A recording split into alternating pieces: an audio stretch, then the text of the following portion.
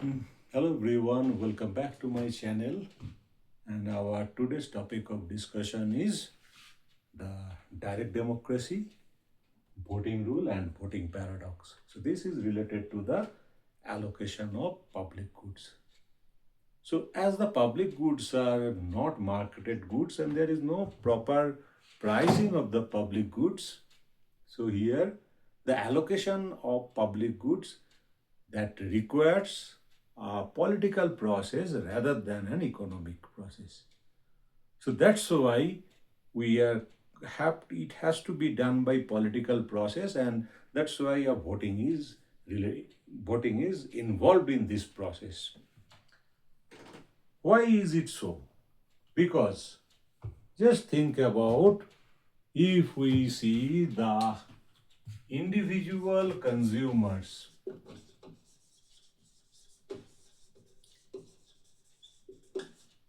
they are the actual beneficiary.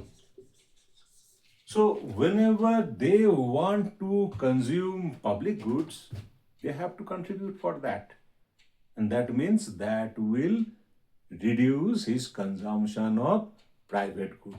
So that's why we find that for every individual, there is a trade-off between public and private goods. The question is that each individual has a choice, and how will he express his choice? One important thing is there that the contribution of each individual is important for himself as well as for others in the society. So what we can say, the contribution,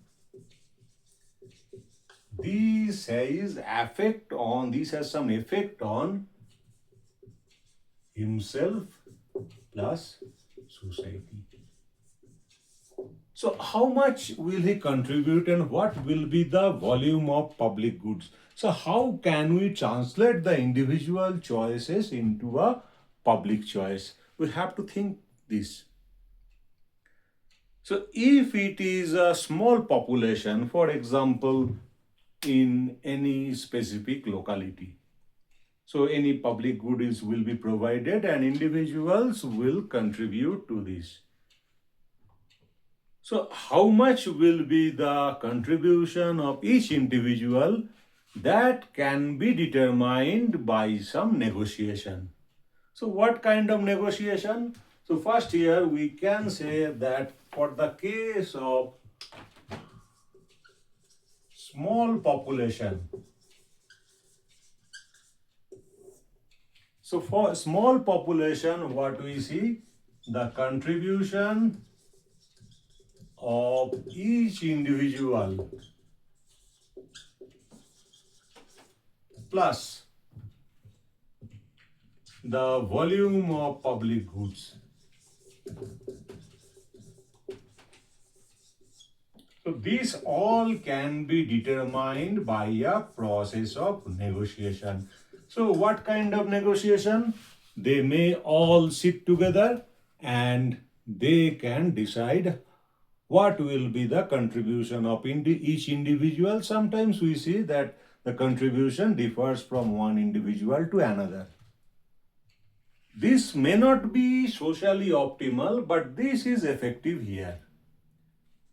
So this is one way to translate the individual choices into a public choice through negotiation mechanism in which each and everyone has the liberty to talk. Through conversation, they decide how much to be adopted. But if we consider the population is very big, so for the example of a state, or if we can take the example of a country, so that time this type of negotiation is not possible. Because if we want to bring all the people together, if we want to know everyone's opinion, So that will take huge time and effort, which we call this. That means it will be subject to a very high transaction cost. Okay. So the problem of negotiation with a large population is the high transaction cost. That will include time, that will include effort, and that will also include the expenditure of appointing people to interview everyone. So this is not very much viable. So what we see here, in normal case, for a country, for a large population, to translate the individual choices into public choice, what we use a political process. So political process means normally we use the voting, standard voting method. And in this voting method, what we see, different political parties, they have their different agenda regarding public goods, public services. So here what we see, whenever people vote for a specific political party, that means the individual is voting for the agenda of the political party. So here the individual expresses his choice indirectly through this voting mechanism. So this is what happens in a direct democratic system. So in a democratic system, what we see, the public choice is made through a voting mechanism in which different political parties have their different agendas, respective agenda of each political party. So now we have to consider the voting rule.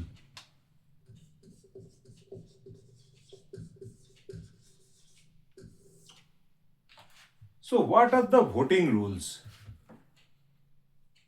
The voting rules normally is a set of rules that should define two most important things.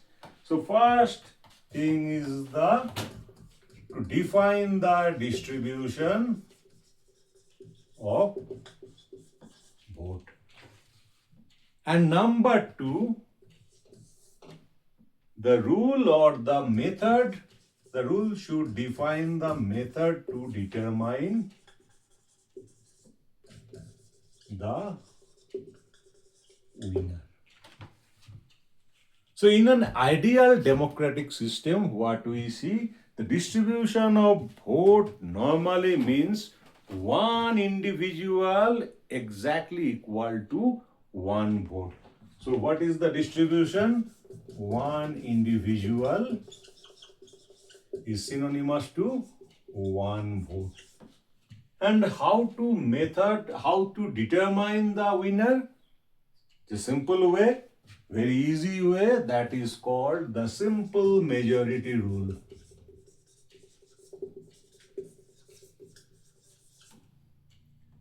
So remember that in a direct democratic system, each person is given equal weight while determining the winning combination. And here, in the voting case, we see the simple majority rule determines the vote, determines the winner. So winner, it is decided by simple majority. One more thing is that what should be the eligibility of the voter. So normally every country we see that an adult, normally a person who is 18 year or above can vote, can cast the vote.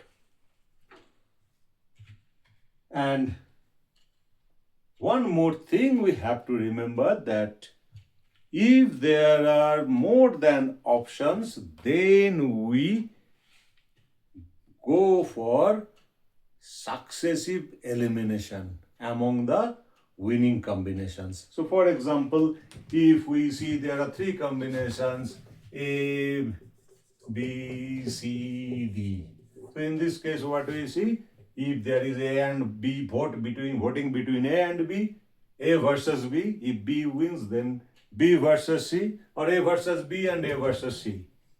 So if A versus B, A wins. If C versus B, C wins. Then if A versus C, whenever anyone wins, that will become the winner. So this is called successive elimination among the winning pairs. So I'll come to this in details in the later part. So here, what we need to know is that in case of more than one outcome, or in case of more than one options, we use this kind of successive elimination. But normally in the democratic system, we use the majority voting rule. So we use the simple majority rule to determine the final outcome.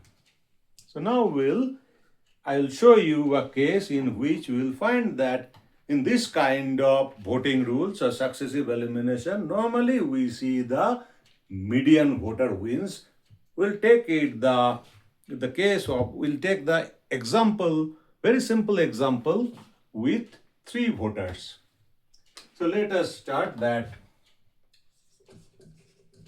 standard voting. In a standard voting, we will see that a median voter will always win. So let us consider there are 3 individuals. So individual X, he is a high income individual. So individual Y, he is a low income individual. And individual Z, he has the median income. And there are 3 options of public goods. So one is A, which indicates high budget. Another is B, which indicates medium budget. And C indicates low budget.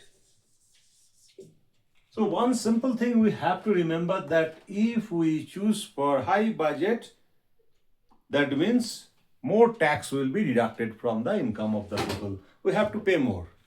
Similarly, low budget we have to pay least amount, and median budget we have to pay medium amount. So now if we look at the preference of the individuals before starting the voting process. So individual X, who is a high budget voter, for him A will be preferred to B and B will be preferred to C. Very simple logic. If Y is a low income voter, he will prefer C, the low budget. Then his next preference will be medium budget, and the least preference will be the high budget. Now if we consider the median voter, he will always prefer the medium budget first. His next preference is low budget, and finally his least preference is high budget. Now we can use the successive elimination rule to prove that median voter will win. But before that, we have to draw the preference function of 3 individuals. So in this diagram, in horizontal axis, we are representing the 3 different budgets. So this is A, high budget, B, medium budget, and C is the lowest budget. And we rank here, 1 means highest rank, 2 means medium rank, and 3 means lowest rank. 1, 2, and 3. Now, for individual X, A is the highest point, B will be the medium point, and C will be the minimum point. So this is the preference function of x. So see, this is a single peaked function. So one highest point, only one highest point here. Now, if we consider the median voter, so median voter, B is the highest point, C is the lowest, sorry, B is the highest point, A is the lowest point, and C is the, so for his median voter, highest preference is for B, second preference is C, and third preference is A. So if we join these, we get this is also a single peaked function. This is for the median voter Z. And finally, the low budget, low income voter. So his first preference will be C, second preference will be B, third preference will be A. So we get a, so see here, every individual voter has a single peaked function. So now, in this case, we will finally prove that the median voter will win by the successive elimination. So if we start between A and B.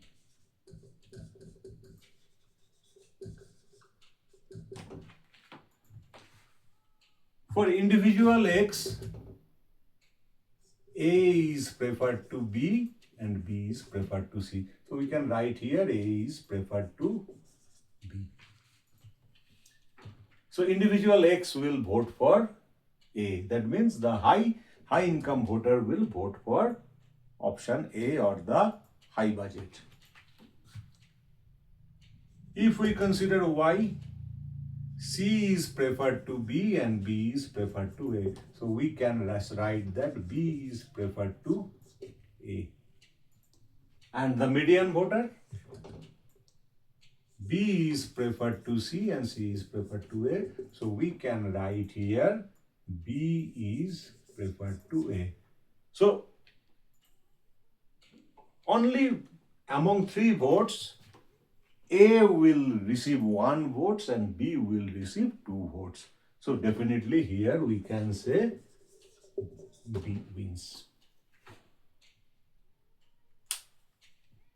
Now if we compare between A and C,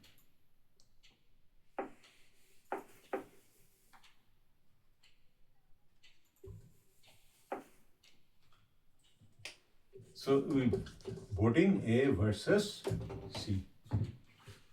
So what we see here for X, A is preferred to B, B is preferred to C. That means here the vote will go in favor of A. Y, C is preferred to B and B is preferred to A. That means vote will go in favor of C. And Z, B is preferred to C and preferred to A. So that means again vote will go in favor of C. So what we see here, whenever there is vote between A and C, C wins. And finally, now whenever voting between A and B, B wins. Whenever voting between A and C, C wins. That means A is eliminated.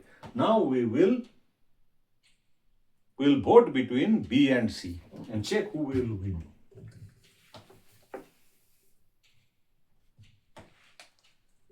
So B versus C. So for individual X, A is preferred to B, which is preferred to C. That means vote will go in favor of B. Y, C is preferred to B, B is preferred to A. That means vote will go in favor of C. And Z, B is preferred to C, which is preferred to A. That means vote will again go in favor of B. So what we see? B 2 votes, C 1 votes. That means B win. So in the process of successive elimination, B will win. So we can say here that in a standard voting system, the median voter will always win. Now we'll come to the some more important points here. The important features of the standard voting. Remember that first is the first point is the voting outcome should be non-arbitrary. So this is a very important point.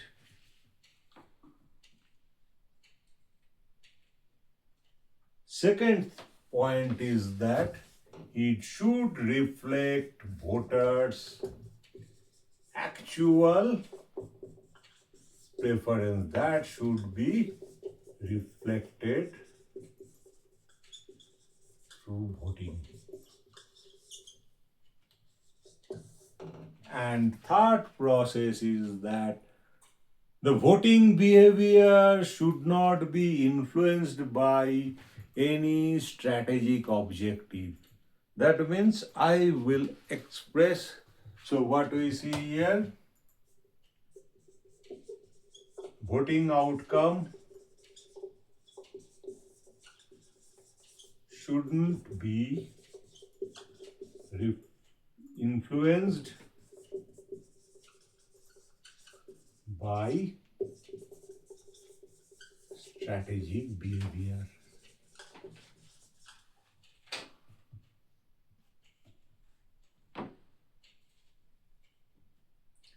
So first thing is that the non-arbitrariness. Non-arbitrary means it should be independent. Okay.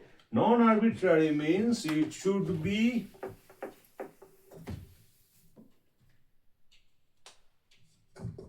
independent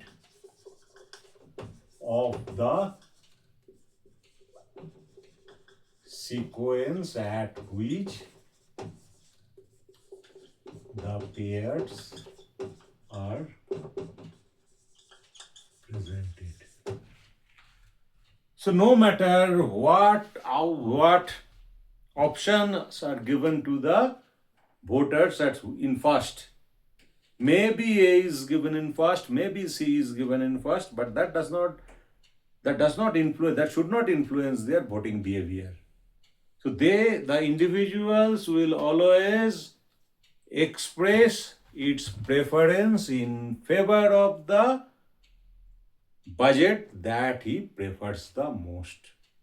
So that means no matter at which sequence the options, the alternatives are presented in front of the voter, it should not affect his choice. So no matter at which sequence it is given, the high income voter will always prefer A the most, the low income voter will always prefer C the most, and the medium income voter will always prefer B the most. This should not be violated at any condition. So, and second point is that this is very important, that it should be the reflection of own choice.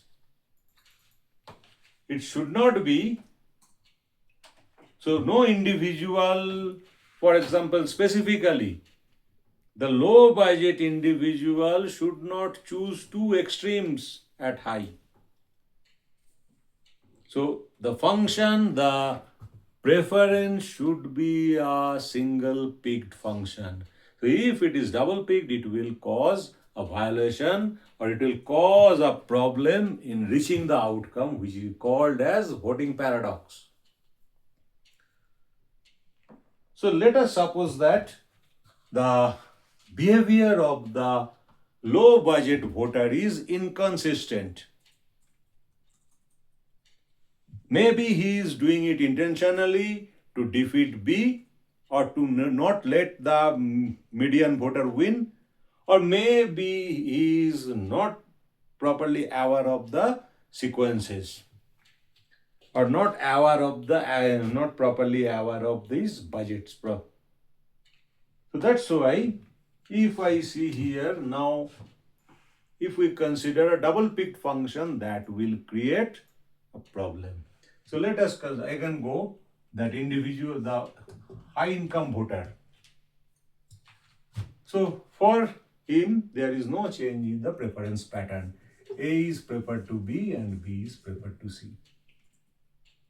The median voter, B is preferred to C and C is preferred to A.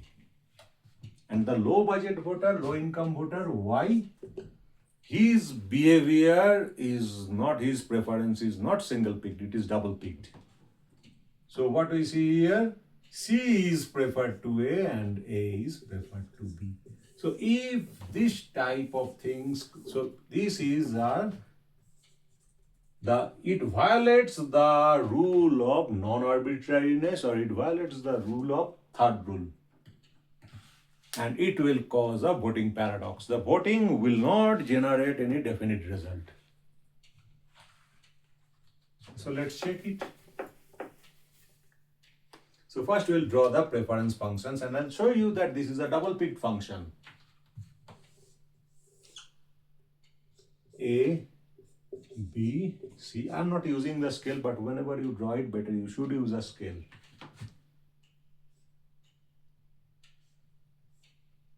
One, two, three. So for A1, B2, C3.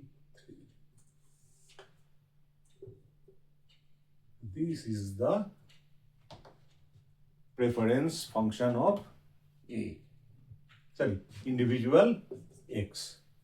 Now B, as usual, 1 is highest, C is second, and A is third.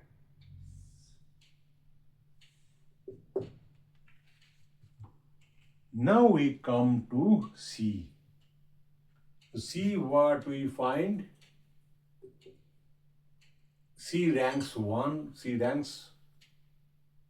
Individual 3, his ranking is 1 is highest, 2 is, A is the second preference and B is the third preference. So this represents the preference pattern. This is a double picked function.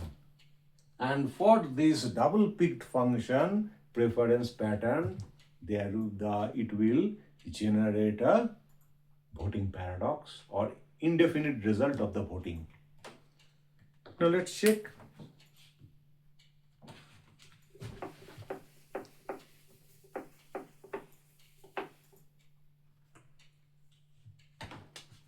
So if we, between A and B,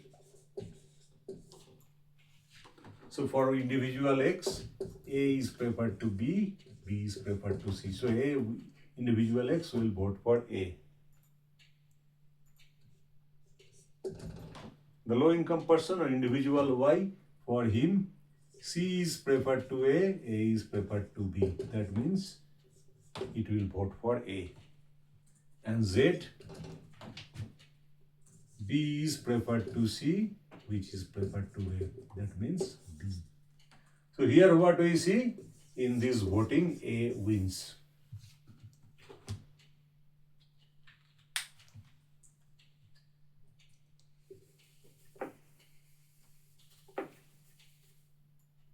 Now if we vote between B and C,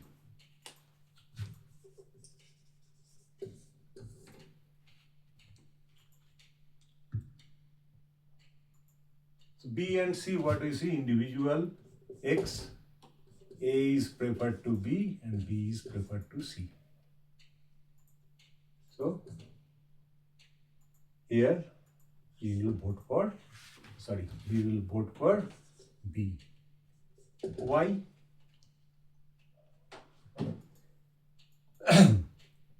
For Y, C is preferred to A, which is preferred to B. That means it will vote for C.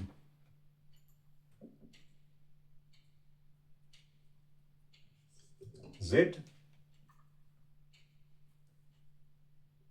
B is preferred to C and C is preferred to A. That means B. So here what we see, B will win.